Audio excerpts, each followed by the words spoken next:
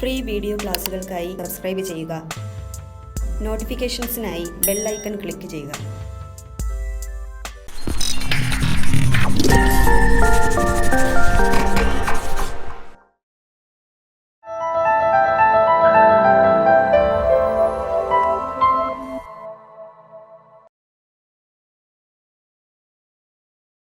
ആനിമൽസിലെ പറഞ്ഞ പ്ലാന്റിൽ കുറെ ഹോർമോൺസുകളുണ്ട്. പ്ലാന്റ് ഗ്രോത്തിനെ റെഗുലേറ്റ് ചെയ്യുന്ന കുറെ ഫാക്ടേഴ്സ് ഉണ്ട്, കുറെ കെമിക്കൽസ് ഉണ്ട്. ഇവരെ നമ്മൾ പ്ലാന്റ് ഹോർമോൺസ് വിളിക്കാറുണ്ട്, അല്ലെങ്കിൽ നമ്മൾ ഇവരെ ഫൈറ്റോ ഹോർമോൺസ് വിളിക്കാറുണ്ട്. ഓക്കെ, പ്രധാനപ്പെട്ട പ്ലാന്റ് ഹോർമോൺസിന് എക്സാമ്പിൾസ് ആണ് auxins, gibberellins, cytokinin, ethylene, florigen, abscisic acid. എന്ന് പറയാം auxin, gibberellins, cytokinin, ethylene, florigen, abscisic acid തുടങ്ങിയ കെമിക്കൽസുകൾക്ക് പ്ലാന്റ് ഹോർമോൺസിന് എക്സാമ്പിൾസ് ആണ്.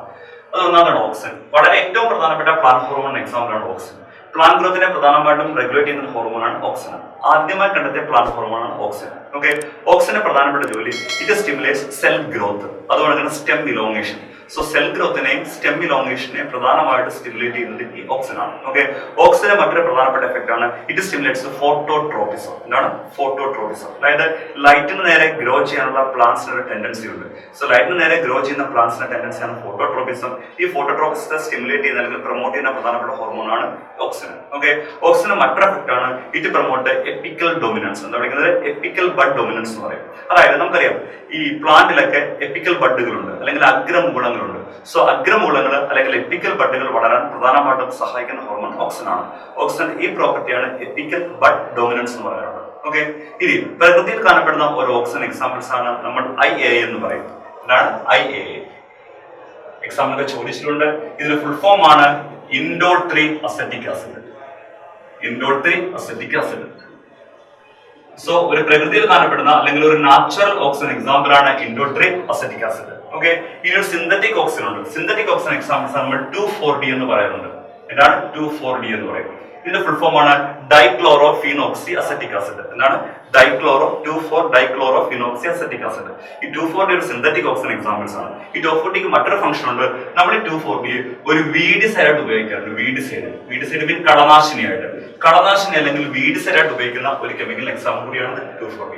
ഫോട്ടോട്രോപ്സിനെ പ്രൊമോട്ട് ചെയ്യുന്നുണ്ട്. അതുപോലെ തന്നെ എപ്പിക്കൽ ബഡ് ഡൊമിനൻസും ഓക്സിന്റെ മറ്റൊരു പ്രധാനപ്പെട്ട പ്രോപ്പർട്ടിയാണ്. ഒരു നാച്ചുറൽ ഓക്സിൻ എക്സാമ്പിൾസ് ആണ് IA, ഫുൾ ഫോം ആണ് ഇൻഡോൾ 3 അസറ്റിക് ആസിഡ്. എന്നാൽ ഒരു സിന്തറ്റിക് ഓക്സിൻ എക്സാമ്പിൾസ് ആണ് 2,4-D, അതായത് 2,4-ഡൈക്ലോറോഫീനോക്സി അസറ്റിക് ആസിഡ്.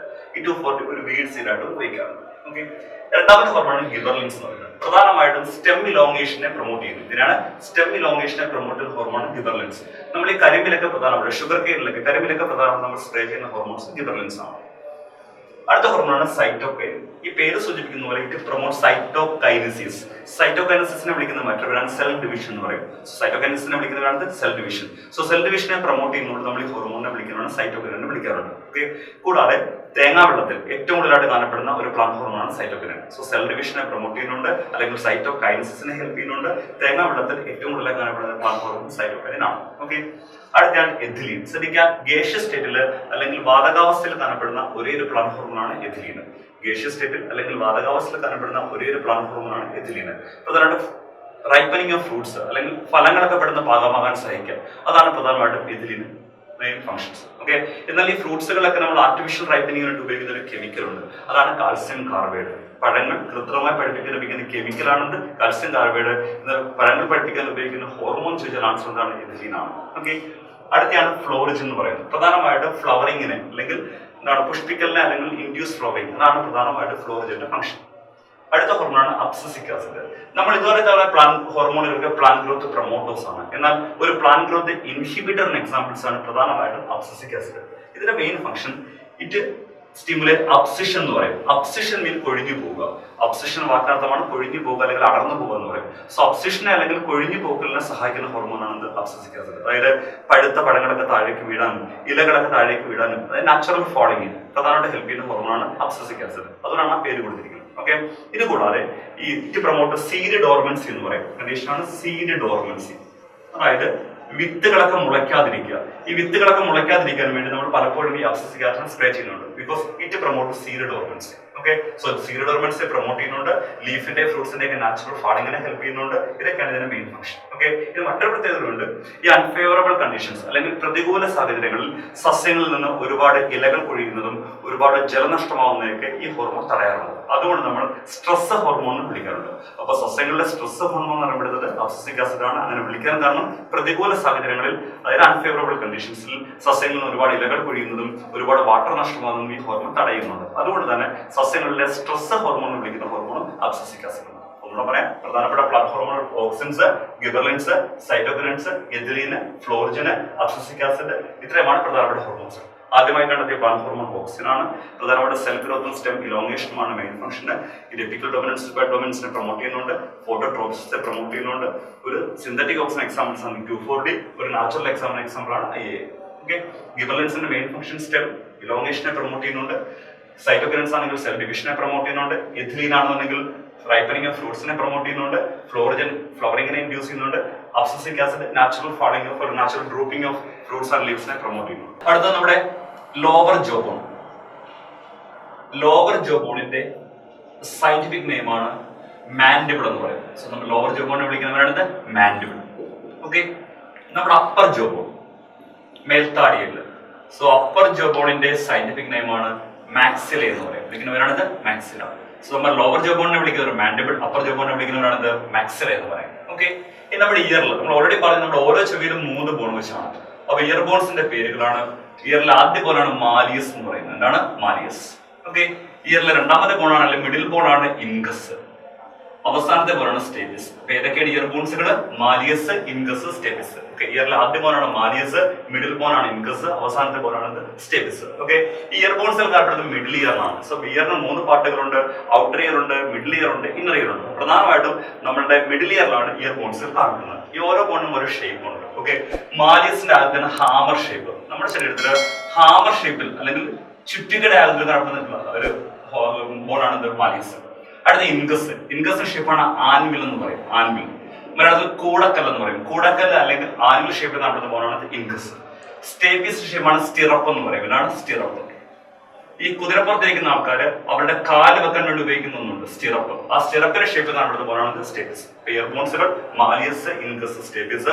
മാലിയസിന്റെ ആകൃതിയാണ് ഹാമർ, ഇൻഗസിന്റെ ആകൃതിയാണ് ആൻവില്, സ്റ്റേപ്പിസിന്റെ ആകൃതിയാണ് സ്റ്റിറപ്പ്. ഹ്യൂമൻ ബോഡിയിലെ ഏറ്റവും ചെറിയ ബോൺ ഇത് തന്നെയാണ് സ്റ്റേപ്പിസ് തന്നെയാണ്. ഓക്കെ, ശ്രദ്ധിക്കുക. അടുത്ത നമ്മുടെ ഫ്ലോറോ ബക്കിൾ കാവിറ്റി.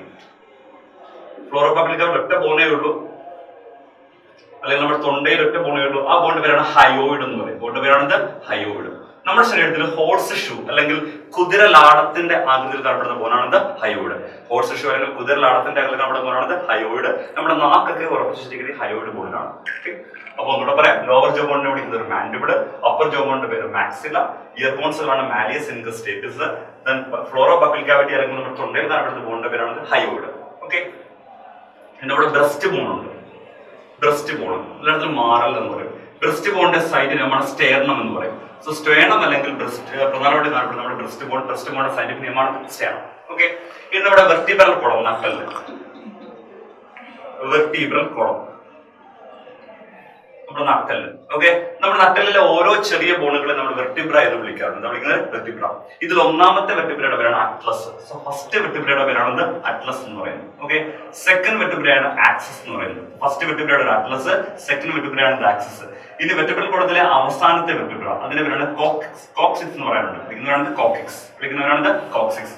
ഫസ്റ്റ് വെർട്ടിബ്രയുടെ പേര് അറ്റ്ലസ്, സെക്കൻഡ് വെർട്ടിബ്ര ആക്സിസ്, അവസാനത്തെ വെർട്ടിബ്രയാണ് കോക്സിക്സ്. ഓക്കെ, നമ്മൾ ഈ കോക്സിക്സിനെ വിളിക്കുന്ന മറ്റൊരു പേരാണ് ടെയിൽ ബോൺ. എന്താ വിളിക്കുന്നത്? Tail bone. ഓക്കെ, നമ്മുടെ ആൻസിസ്റ്റേഴ്സിലൊക്കെ ടെയിലായിരുന്ന ഭാഗമാണത് കോക്സിക്സ്. അവിടെ ടെയിൽ ബോൺ ആക്സിസിനെ വിളിക്കുന്ന മറ്റൊരു പേരാണത് കോക്സിനെ വിളിക്കുന്ന മറ്റൊരു പേരാണ് ടെയിൽ ബോൺ. ഇനി നമ്മുടെ കൂടെ കാണപ്പെടുന്ന ഒരു വെസ്റ്റീജിയൽ ഓർഗൻ എക്സാമ്പിൾസ് ആണ് കോക്സിക്സ്. വെസ്റ്റീജിയൽ ഓർഗൻ എന്ന് വെച്ച് കഴിഞ്ഞാൽ നമ്മുടെ പൂർവികന്മാരിൽ ആക്റ്റീവും നമ്മളിൽ ഇനാക്റ്റീവും അല്ലെങ്കിൽ നമ്മളിൽ നോൺ ഫങ്ഷണലുമായിരിക്കുന്ന കുറെ ഓർഗൻസുകളുണ്ട്. ഈ ഓർഗൻസുകൾ നമ്മൾ കളക്റ്റീവായിട്ട് വിളിക്കുന്നത് വെസ്റ്റീജിയൽ ഓർഗൻസ്. അങ്ങനെ നമ്മുടെ ഹ്യൂമൻ ബോഡിയിലെ ഒരു വെസ്റ്റീജിയൽ പാർട്ടിന് എക്സാമ്പിൾസ് ആണ് കോക്സിക്സ്. കോക്സിനെ വിളിക്കുന്ന മറ്റൊരു പേരാണ് ടെയിൽ ബോൺ. ഓക്കെ, ഇത് നമ്മുടെ ഷോൾഡർ ബോൺസ് കാണാം. നമ്മുടെ തോളിലെ അസ്ഥികൾ ഷോൾഡർ ബോൺസ്. നമുക്കറിയാം ഓരോ ഷോൾഡറിൽ 2 ബോൺ വെച്ചാണ്. ഓക്കെ, ഇതിൽ ഷോൾഡർ ബോൺസിന്റെ പേരാണ് സ്ക്യാപ്പുല. വിളിക്കുന്ന പേരാണ് സ്ക്യാപ്പുല.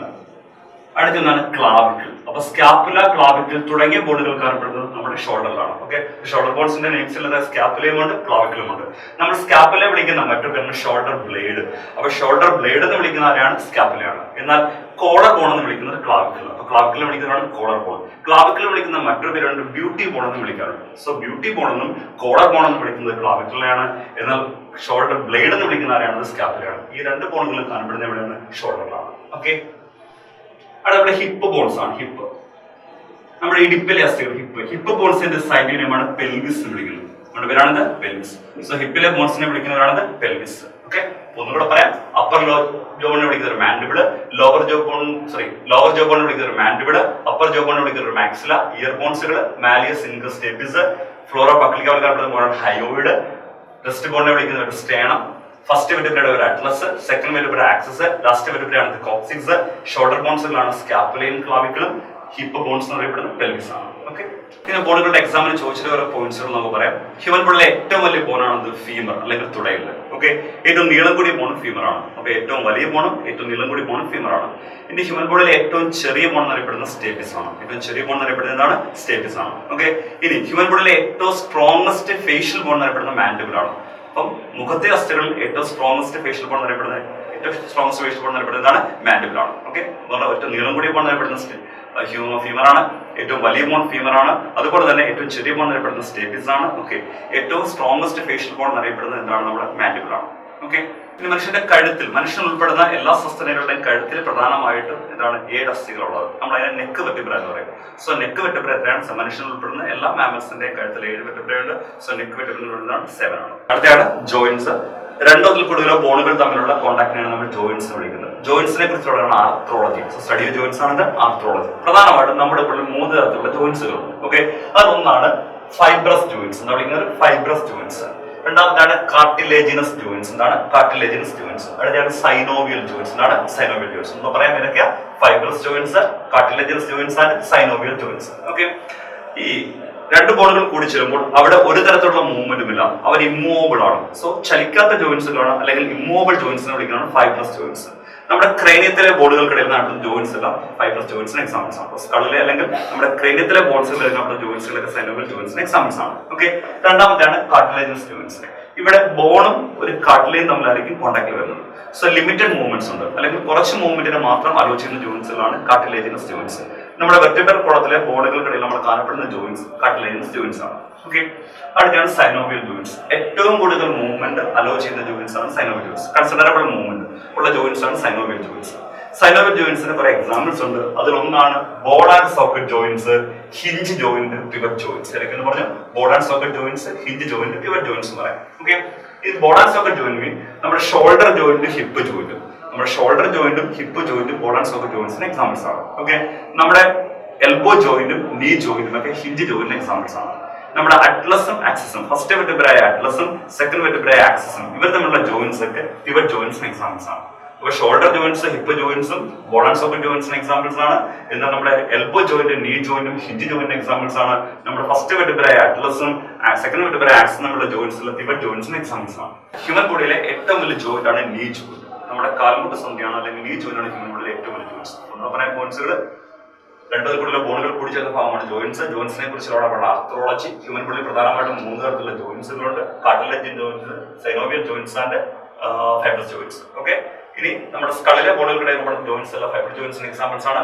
നമ്മുടെ വെർട്ടിബ്രൽ കോളത്തിലെ ബോണുകൾക്കിടയിൽ നമ്മുടെ ജോയിന്റ്സ് എല്ലാം കാർട്ടിലേജ് ജോയിന്റ്സിന് എക്സാമ്പിൾസ് ആണ്. നമ്മുടെ എന്താണ് ball and socket joints, hinge joint, pivot joints ഒക്കെ സൈനോവിയൽ ജോയിന്റ്സിന് എക്സാമ്പിൾസ് ആണ്. കൂടുതൽ വീഡിയോസിനായി ഞങ്ങളുടെ ചാനൽ സബ്സ്ക്രൈബ് ചെയ്യുക, നോട്ടിഫിക്കേഷനായി ബെൽ ഐക്കൺ ക്ലിക്ക് ചെയ്യുക. Thank you.